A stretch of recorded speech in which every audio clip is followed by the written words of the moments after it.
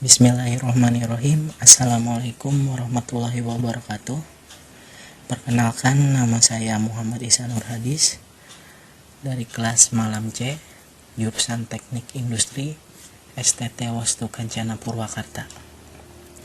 Di sini saya akan mempresentasikan tentang analisis break-even point.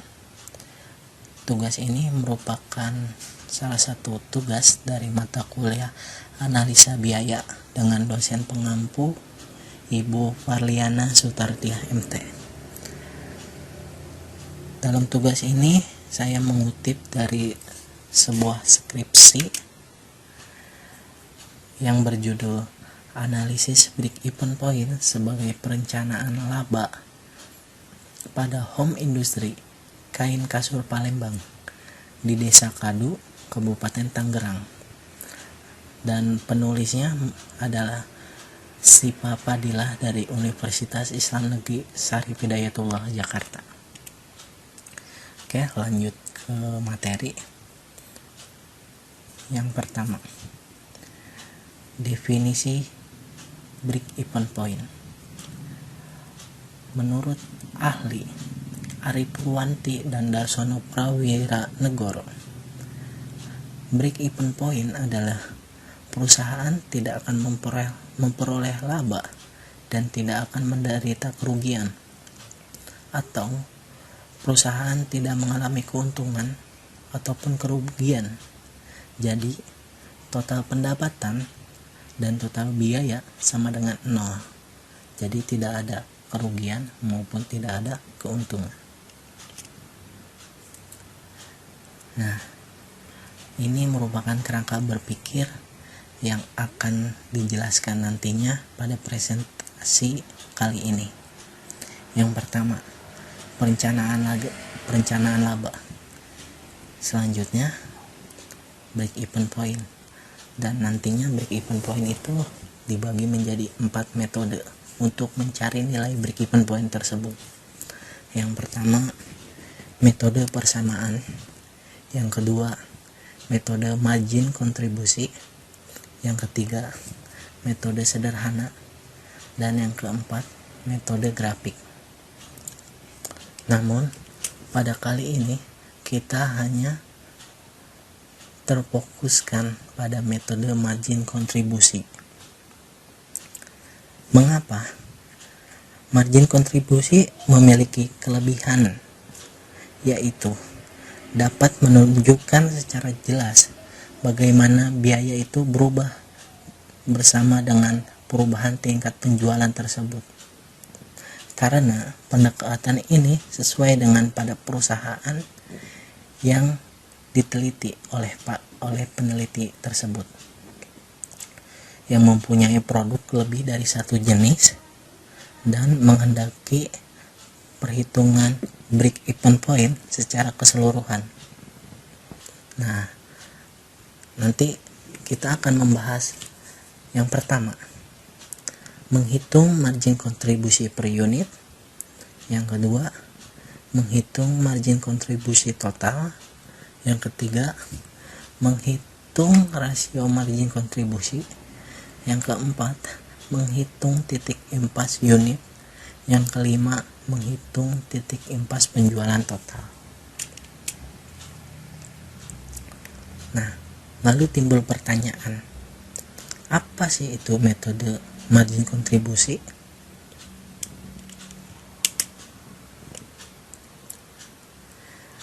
Margin kontribusi adalah jumlah yang tersisa dari penjualan dikurangi dengan biaya variabel. Margin kontribusi akan digunakan untuk menutup biaya tetap, dan apabila masih ada sisa akan menjadi laba. Jika margin kontribusi tidak cukup untuk menutup biaya tetap, maka akan mengalami kerugian. Nah, di situ merupakan penjelasan margin kontribusi. Jadi, ketika margin kontribusi itu tinggi, maka dapat dipastikan perusahaan akan mendapatkan laba. Tetapi Jika margin kontribusi itu rendah, lebih rendah daripada biaya tetap, maka dapat dikatakan perusahaan itu akan mendapatkan kerugian. Dengan cara berhitungnya seperti berikut. Yang pertama, menghitung margin kontribusi dalam unit. Dengan rumus, margin kontribusi sama dengan harga jual dikurangi biaya variabel. Itu rumus yang pertama. Rumus kedua, margin kontribusi dalam jumlah totalnya. Dengan rumus, margin kontribusi sama dengan total pendapatan dikurangi total biaya variabel. Nah, ini merupakan sebuah rangkuman rumus-rumus yang nanti akan kita gunakan dalam penelitian. Nanti lebih jelasnya akan dipaparkan pada penelitian tersebut. Oke. Selanjutnya kita akan menghitung rasio margin kontribusi. Rasio margin kontribusi berguna untuk mengetahui titik impas secara keseluruhan dengan rumus sebagai berikut. Rasio margin kontribusi sama dengan margin kontribusi dibagi penjualan, dan nanti hasilnya akan menjadi sebuah persen, sebuah persentase. Nah, ini kelanjutan yang tadi, metode margin kontribusi. Setelah mendapatkan nilai margin kontribusi yang tadi, maka dapat dihitung titik impasnya. Dengan rumus, titik impas sama dengan biaya tetap dibagi margin kontribusi unit. Metode selanjutnya, rasio margin kontribusi sebagai pengganti margin kontribusi per unit.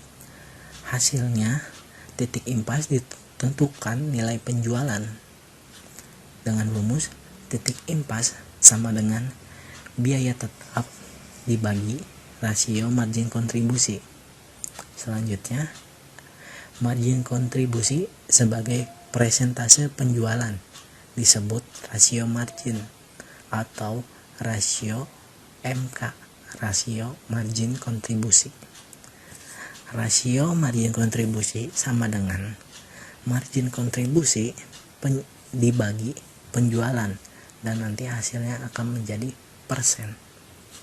Oke, mungkin di sini kita akan bingung, rumusnya seperti ini atau apa.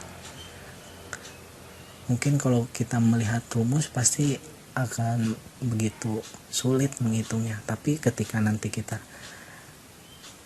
masukkan data-datanya, insya Allah akan mudah lebih dipahami. Nah, ini merupakan data-data yang dikutip dari skripsi tersebut. Nah, di sini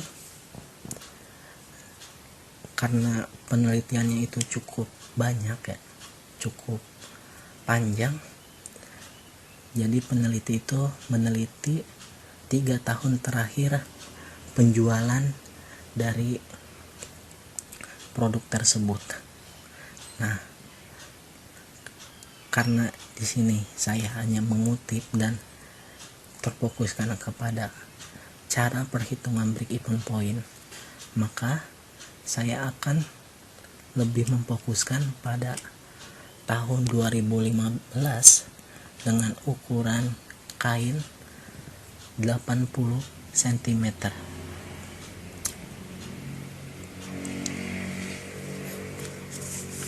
Oke. Nah, ini merupakan tabel harga. Tabel harganya pada tahun 2015 ketika ukurannya 80 cm, harganya itu 28.000. Nah, kita akan fokuskan pada ini. Harus kita ingat-ingat dengan penjualan 4.000 pieces dengan pendapatan 112 juta rupiah. Nah, mungkin di sini ya kita bukan mengabaikan yang ini, namun pada skripsi tersebut ini dipaparkan semuanya. Namun kita memaparkan ini saja karena ini akan mewakili semua yang ada di sini karena rumusnya sama saja. Nah, ini merupakan data pendapatan. Bila sebelumnya tertera harga pendapatan tahun 2015, maka pada slide ini dijelaskan data pendapatan 3 tahun terakhir, di mana ini berguna untuk perhitungan laba selanjutnya. Akan sebuah estimasi di tahun selanjutnya kita akan mendapatkan laba berapa, apakah akan naik atau apa turun. Nah, di sini terlihat pada total pendapatan tersebut. Nah, di mana kita lihat di sini pendapatan pada tahun 2015 itu sejumlah 1.339.500.000. Nah, di sini kita lanjut ke 2016. Nah, di sini terjadi sebuah kenaikan pendapatan pada perusahaan tersebut, yaitu menjadi 1.412 juta rupiah. Nah, lanjut ke tahun 2017. Nah, di sini ada sedikit penurunan. Nah, di sini mungkin ada beberapa faktor, di antaranya bahan baku yang naik ataukah penjualan yang sedang kurang diminati.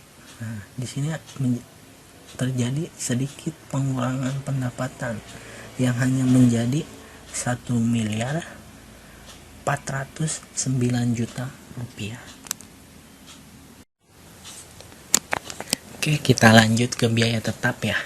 Nah, ini merupakan tabel dari biaya tetap yang dikeluarkan oleh perusahaan setiap tahunnya. Nah, yang pertama tahun 2015, 2016 dan 2017. Nah, biaya tetap itu seperti pengertiannya, biaya tetap adalah biaya yang dikeluarkan secara konstan oleh perusahaan yang tidak dipengaruhi oleh jumlah produksi. Jadi mau produksi berapapun itu, biaya tetap ya tetap sama saja, tidak berubah, tidak berkurang. Nah, makanya di sini biaya tetap terdiri dari biaya gaji tetap, biaya pinjaman, dan biaya PBB. Mau produksi berapapun itu, berapa puluh ribu pun itu, biaya-biaya ini tetap saja tidak akan berubah. Dengan rincian sebagai berikut bisa dilihat pada tabel. Nah, selanjutnya biaya variabel. Seperti pengertiannya, biaya variabel merupakan biaya yang berubah, biaya yang dipengaruhi oleh jumlah produk yang dihasilkan. Jadi semakin banyak produk yang dihasilkan, semakin banyak pula biaya yang kita harus keluarkan. Singkatnya seperti itu. Nah, jadi di sini jenis biaya variabel itu terdiri dari biaya bahan baku, biaya bahan penolong, upah borongan, biaya transportasi, biaya telepon, biaya tak terduga. Nah, itu merupakan biaya-biaya variabel. Jadi ketika kita produksinya banyak, maka bahan baku pun yang kita butuhkan banyak, dan biaya-biaya penolong pun akan bertambah. Nah, ini merupakan data-datanya dari tahun 2015 sampai 2017. Nah, selanjutnya ini merupakan biaya tetap per unit. Nah, kenapa saya buat terpisah?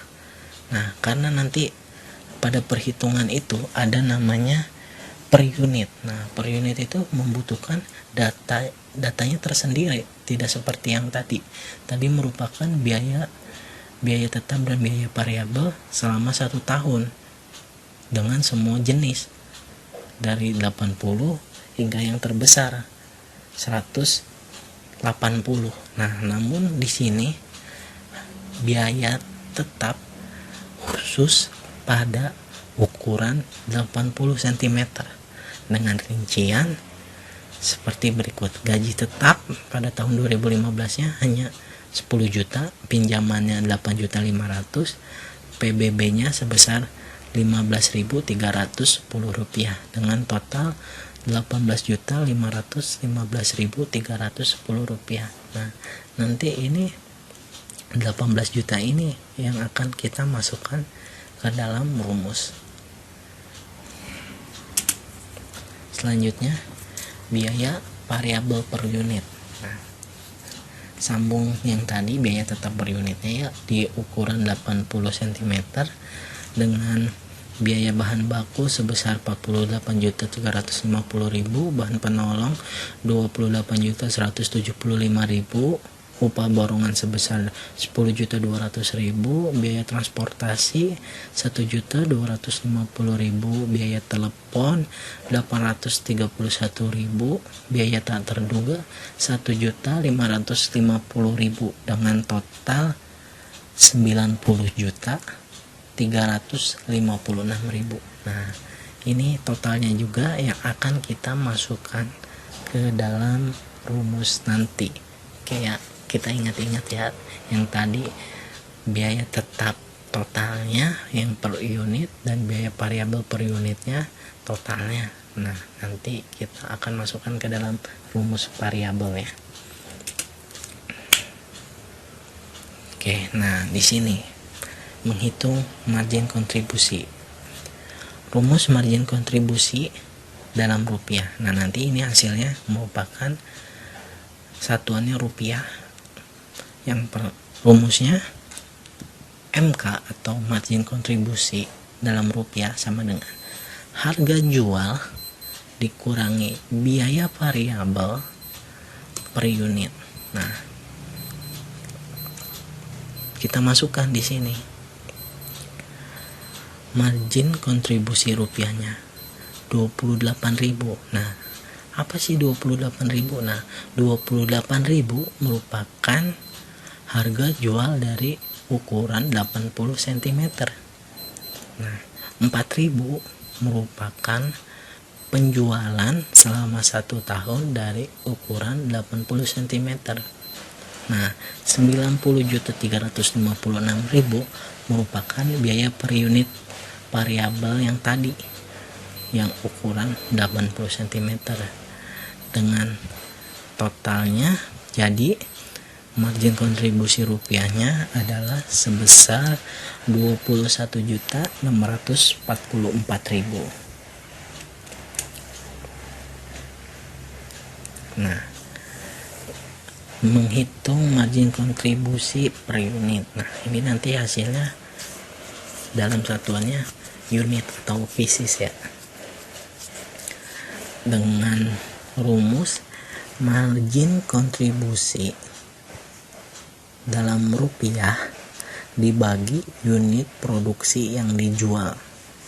Oke, kita masukkan saja sama seperti tadi ya, ukuran 80 cm karena kita fokuskan pada ukuran 80 cm pada tahun 2015. Kita masukkan tadi margin kontribusi dalam rupiahnya sudah ketemu sebesar 21.644.000 dibagi unit produksi yang dijualnya pada tahun 2015 yaitu 4.000 unit, maka hasil margin kontribusi dalam unitnya sebanyak 5.411 unit. Nah, maka kita dapat simpulkan dalam bentuk tabel. Nah, ini dia dalam bentuk tabel yang tadi kita hitung. Nah, ini kain yang ukuran 80 cm dengan kain terjual 4.000, maka margin kontribusinya sebesar 5.411 unit dan margin kontribusi rupiahnya sebesar Rp21.644.000.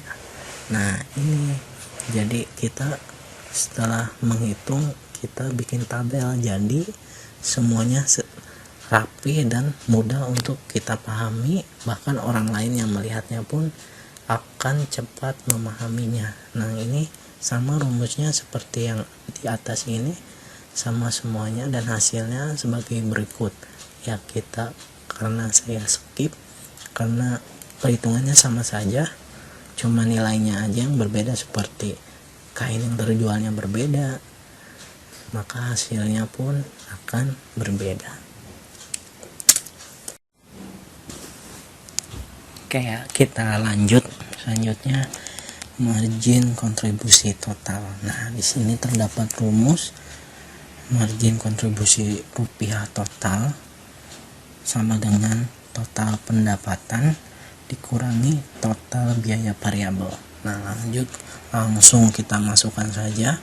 Nah, margin kontribusi rupiah totalnya sama dengan total pendapatannya itu pada tahun 2015 sebesar 1.339.500.000 rupiah dikurangi total biaya variabel sebesar 950.485.000 dan hasilnya sebesar 389.015 rupiah.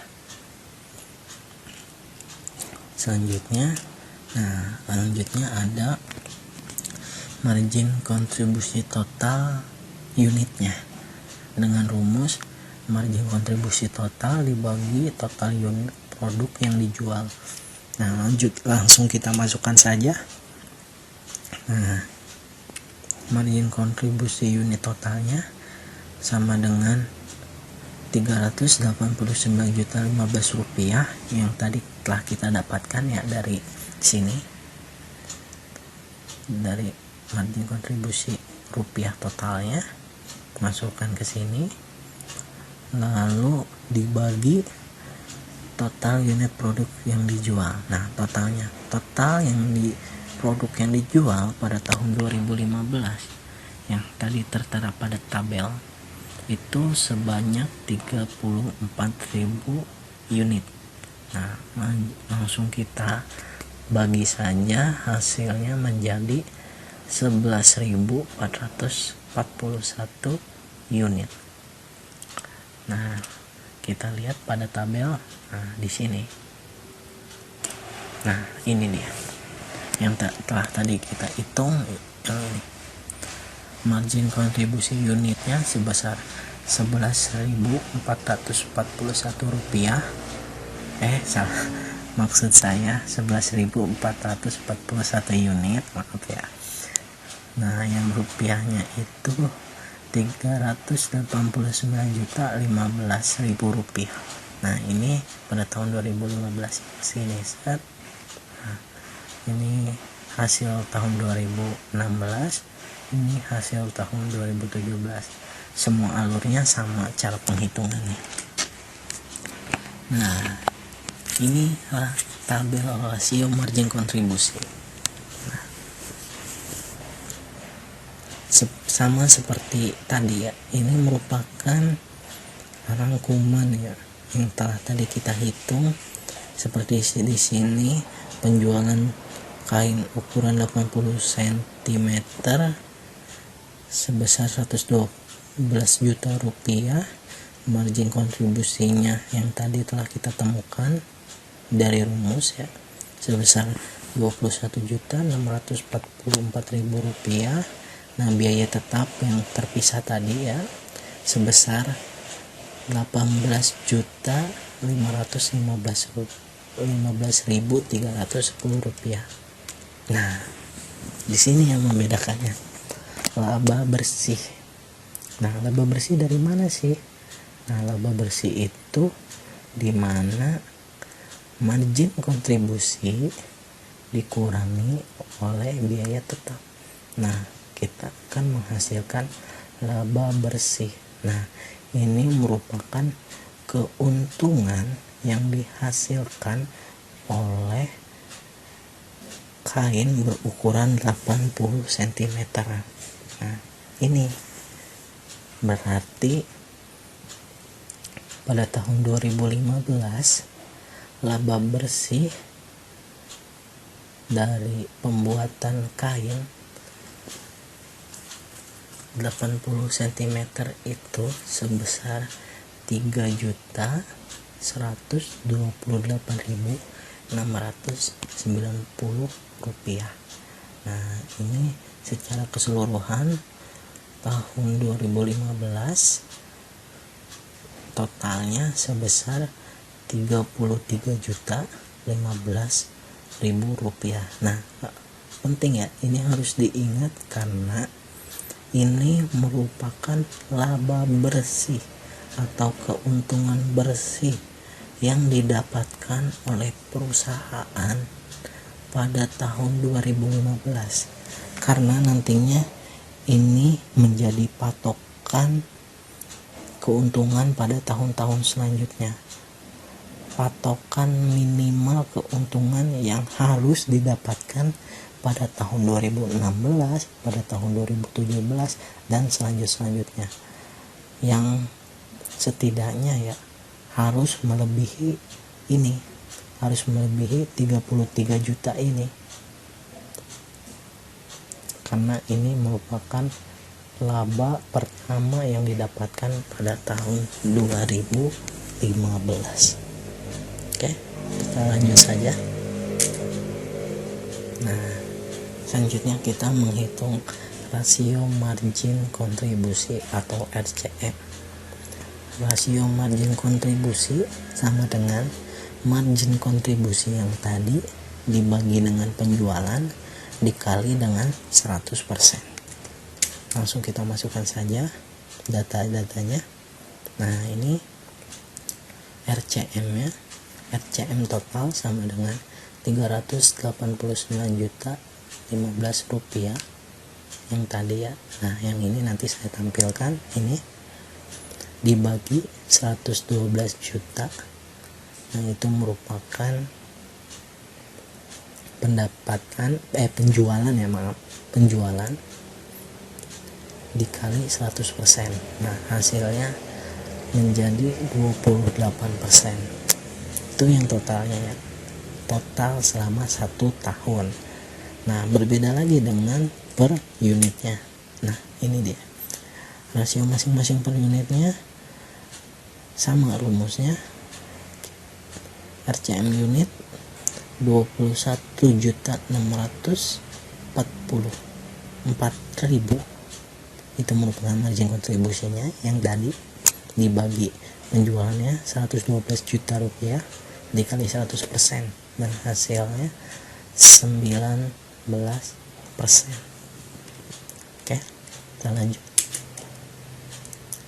Tabel sebagai berikut. Nah, sebelumnya saya akan menjelaskan fungsi dari rasio margin kontribusi. Jadi fungsinya itu untuk menemukan jenis produk mana yang menguntungkan dan menjadi prioritas untuk diproduksi. Seperti itu ya.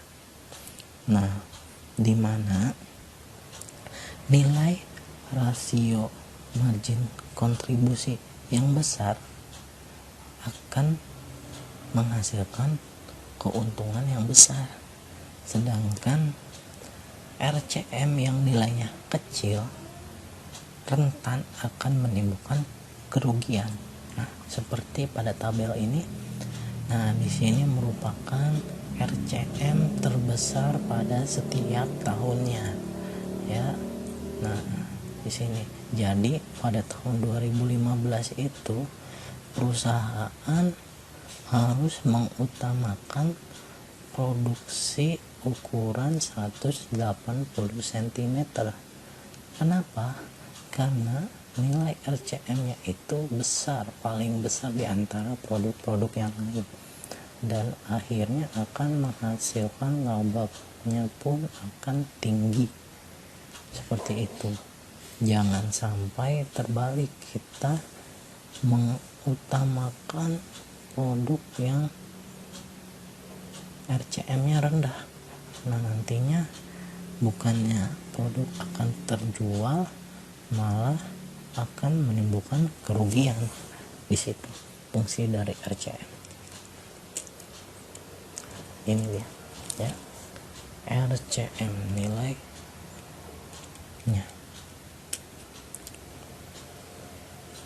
Nah, kita masuk ke intinya, menghitung break even point. Yang pertama kita akan menghitung break even point dalam rupiah.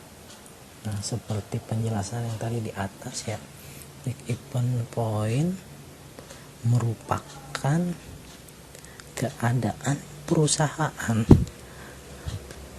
tidak mendapatkan keuntungan dan tidak mendapatkan kerugian, jadi titik impas. Nah, perhitungannya seperti berikut, langsung kita masukkan saja. Nah, ini BEP sama dengan biaya tetapnya pada tahun 2015 itu sebesar 356 juta rupiah dibagi dengan RCM tadi. RCM yang telah kita hitung sebesar 28%, maka hasilnya sebesar 1.271.428.570 rupiah. Nah, seperti biasa, maka kita akan menghitung BEP setiap unitnya dengan rumus sama ya. BEP sama dengan biaya tetapnya 18.515.310 rupiah dibagi dengan 19%, maka hasilnya sebesar 97.449.000 rupiah. Nah, ini yang tadi, kenapa sih saya harus menampilkan tabel-tabel yang tadi.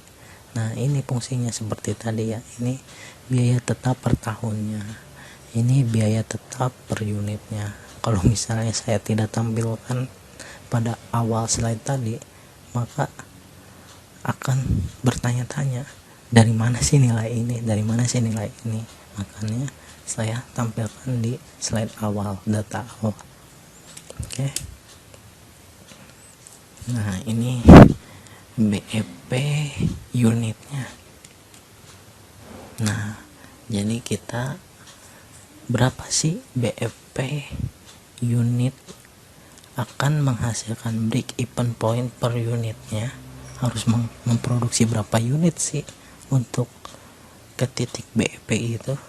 Nah, rumusnya BEP sama dengan biaya tetap dibagi margin kontribusi per unit. Nah, margin kontribusi per unit yang telah tadi kita hitung, kita masukkan saja biaya tetap 18.515.310 rupiah dibagi 5.411 rupiah, maka akan menghasilkan 3.421 rupiah.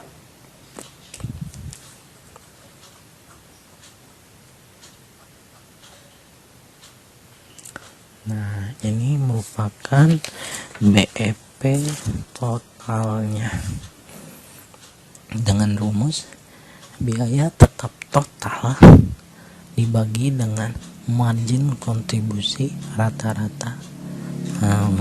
Kita masukkan saja biaya tetap totalnya pada tahun 2015 itu sebesar 356 juta rupiah dibagi dengan margin kontribusi rata-rata sebesar 11.441 rupiah, maka akan menghasilkan 31.115 unit.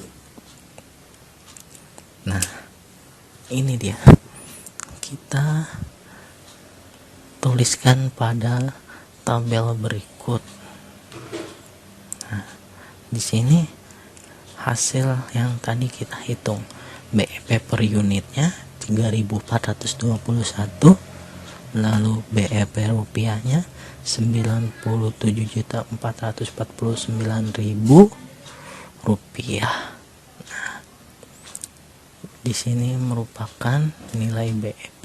Jadi ketika perusahaan mencapai produksi 3.421 unit, maka perusahaan mencapai titik BEP. Nah, ketika perusahaan mendapatkan sebesar 97.449.000 rupiah, maka perusahaan pun mencapai titik BEP. Oke. Nah, kita menganalisis laba per unitnya. Nah, di sini jadi kita itu untuk menganalisis kedepannya itu kira-kira akan mendapatkan untung berapa sih. BEP sama dengan biaya tetap total ditambah target laba total dibagi margin kontribusi total. Nah, target laba sama dengan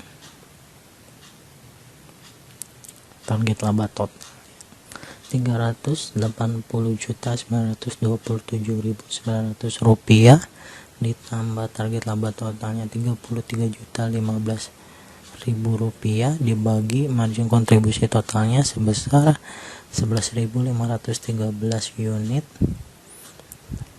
dan BEP nya menjadi 35.954 unit. Nah, ini per kainnya. Nah, kenapa kita menghitung tahun 2016? Karena kita akan menganalisis pada tahun selanjutnya. Tidak mungkin kita menghitung pada tahun awal. Nah, jadi kita menganalisis pada tahun berikutnya. Sama rumusnya kita masukkan 21.321.316 rupiah ditambah 3.128.690 rupiah dibagi 5.335 unit dan menghasilkan 4.582 unit. Nah, ini analisis target laba rupiahnya dengan rumus biaya tetap total ditambah target laba total dibagi margin kontribusi total. Hampir sama ya seperti tadi, namun ini dalam bentuk rupiah. Nah, ini target labanya kita masukkan saja 380.927.900 rupiah ditambah 33.015.000 rupiah dibagi 30%. Marginnya 30% ya, sama dengan 1.379.809.670 rupiah. Lanjut per kainnya 21.321.316 rupiah ditambah 3.128.690 rupiah dibagi 5.335 hasilnya 128.648.242 rupiah ya. Oke, kita lanjut. Nah, ini akan dibuatkan tabel estimasi target penjualan. Nah, dimana ini estimasi penjualan ke depannya, tahun ke depannya. Setelah tadi kita menghitung estimasi target penjualan pada tahun 2016 ya. Nah, ini target penjualannya per unitnya sebesar 35.954 unit dan target penjualan rupiahnya sebesar 1.379.809 maaf saya ulangi, 1.379.809.670 rupiah. Nah ini jadi untuk mengestimasi target penjualan, kita tidak bisa semerta-merta mengkalikan unit atau pieces yang targetnya nanti atau ini ya, kita kalikan dengan harga jualnya, jadi tidak bisa. Jadi kita harus menggunakan rumus yang tadi. Nah sini dengan tadi telah kita hasilkan labanya itu sebesar 33.015.000 rupiah pada tahun 2015. Nah ini merupakan laba minimal yang harus didapatkan pada tahun berikutnya. Nah namun pada tahun 2016 ini hanya sedikit ya mengalami kenaikan. Nah jadi ini juga udah bagus, udah mendapatkan laba. Nah analisis selanjutnya, nah labanya pada tahun 2017 akan menaik ya, akan naik dan akan naik. Namun target penjualannya pada tahun 2017 ini turun, hanya 32.985 rupiah. Nah jadi disinilah jadi kira-kira ada penurunan penjualan pada tahun 2017. Nah jadi ini dia akan terjadi penurunan penjualan. Nah ini grafik dari tabel yang tadi, ini biaya tetapnya, grafik biaya tetap. Jadi setiap tahun dari 2015 naik biaya tetapnya ke 2016, pada 2016 ke 2017 sedikit menurun. Nah 2017 ke 2018 estimasinya itu akan tetap. Nah ini target labanya.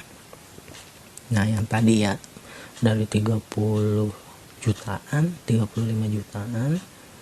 Nah ini ya 2015-2016. Nah labanya itu pada tahun 2017 itu akan meningkat. Nah di sini akan meningkat sampai 70 juta, dan estimasi 2018-nya akan sama saja seperti tahun sebelumnya. Nah ini margin kontribusinya dari 2015 menaik ke 2016, menaik lagi ke 2017, dan estimasi selanjutnya pasti sama. Nah ini target penjualan per unitnya itu berdasarkan perhitungan dari 2016 menurun drastis ke tahun 2017 target penjualannya ya, dan akan menaik kembali pada tahun 2018. Oke, nah dapat kita simpulkan ya dari hasil presentasi kita kali ini, berdasarkan hasil penelitian bahwa analisis pada break even point sebagai perencanaan laba pada home industri kain kasur Palembang mendapatkan laba.